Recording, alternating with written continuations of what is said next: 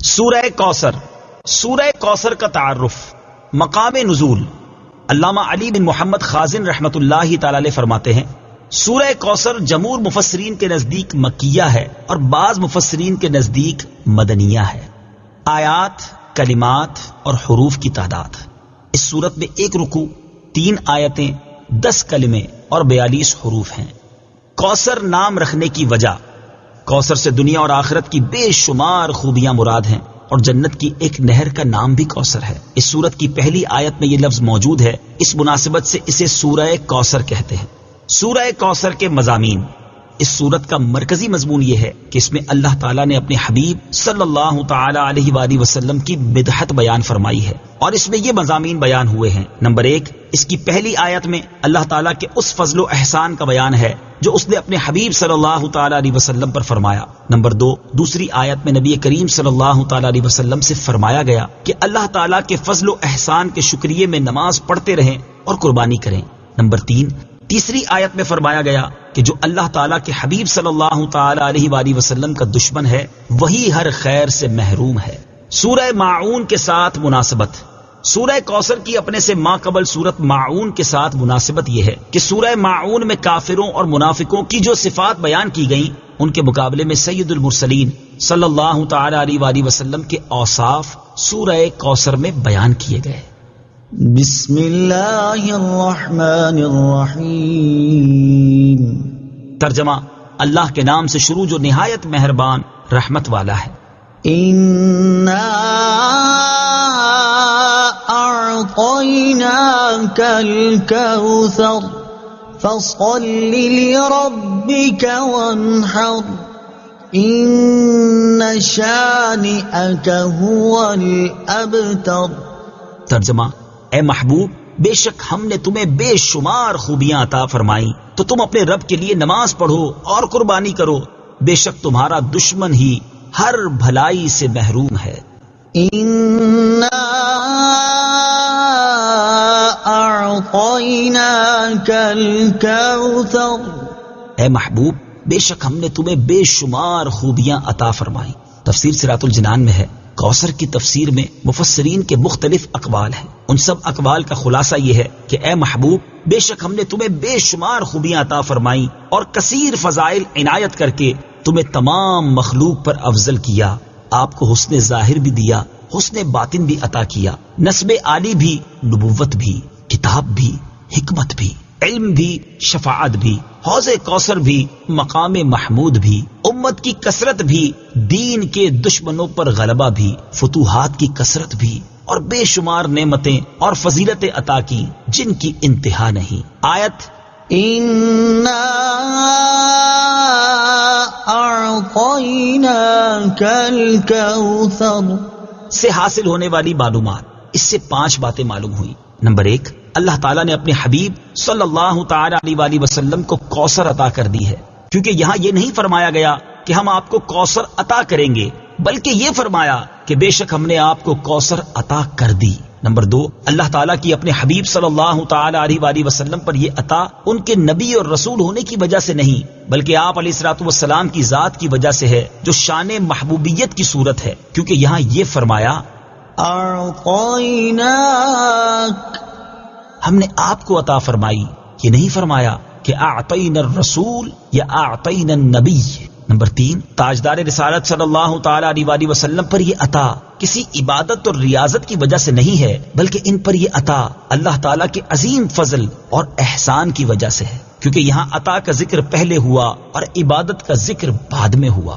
Number 4، اللہ تعالیٰ نے آپ کو کوثر کا مالک بنا دیا ہے تو آپ جسے چاہیں جو چاہیں عطا کر سکتے ہیں. نمبر 5، سید المرسلین صلی اللہ تعالی علیہ وآلہ وسلم کی مدحت خود رب تعالیٰ فرماتا ہے. اعلیٰ حضرت امام احمد رضا خان علیہ الرحمت الرحمان فرماتے ہیں انا اعطیناک الکوثر.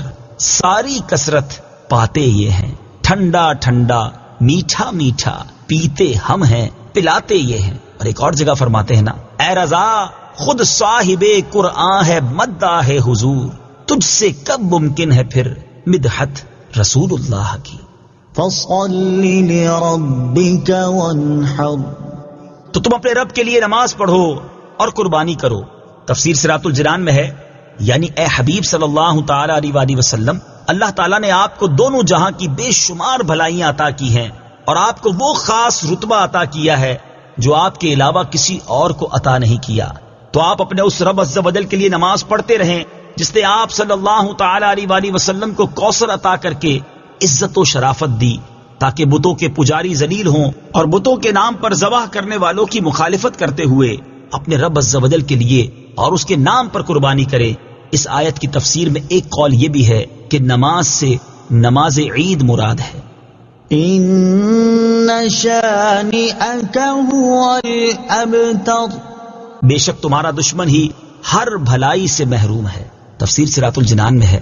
شان نزول، جب سید المرسلین صلی اللہ تعالی علیہ وآلہ وسلم کے فرزند حضرت قاسم کا وصال ہوا تو کفار نے آپ کو ابتر یعنی نسل ختم ہو جانے والا کہا، اور یہ کہا کہ اب ان کی نسل نہیں رہی، ان کے بعد اب ان کا ذکر بھی نہ رہے گا اور یہ سب چرچا ختم ہو جائے گا. اس پر یہ سورہ کریمہ نازل ہوئی اور اللہ تعالیٰ نے ان کفار کا بالغ رد فرمایا اور اس آیت میں ارشاد فرمایا کہ اے حبیب صلی اللہ تعالی علیہ وآلہ وسلم، بے شک تمہارا دشمن ہی ہر بھلائی سے محروم ہے، نہ کہ آپ، کیونکہ آپ کا سلسلہ قیامت تک جاری رہے گا. آپ کی اولاد میں بھی کثرت ہوگی اور آپ کی پیروی کرنے والوں سے دنیا بھر جائے گی. آپ کا ذکر ممبروں پر بلند ہوگا. قیامت تک پیدا ہونے والے عالم اور واعظ اللہ تعالیٰ کے ذکر کے ساتھ آپ کا ذکر کرتے رہیں گے، اور آخرت میں آپ کے لیے وہ کچھ ہے جس کا کوئی وصف بیان ہی نہیں کر سکتا. تو جس کی یہ شان ہے وہ ابتر کہاں ہوا، بے نام و نشان اور ہر بھلائی سے محروم تو آپ کے دشمن ہیں. اعلیٰ حضرت امام احمد رضا خان رحمت اللہ تعالی علیہ اس صورت کی تفسیر بیان کرتے ہوئے فرماتے ہیں، عاص بن وائل شقی نے جو صاحبزادہ سید المرسلین صلی اللہ تعالی علیہ وآلہ وسلم کے انتقال پرملال پر حضور کو ابتر یعنی نسل بریدہ کہا، حق تعالی نے فرمایا اِنَّا أَعْطَيْنَاكَ الْكَوْثَرَ، بے شک ہم نے تمہیں خیر کثیر عطا فرمائی کہ اولاد سے نام چلنے کو تمہاری رفعت ذکر سے کیا نسبت.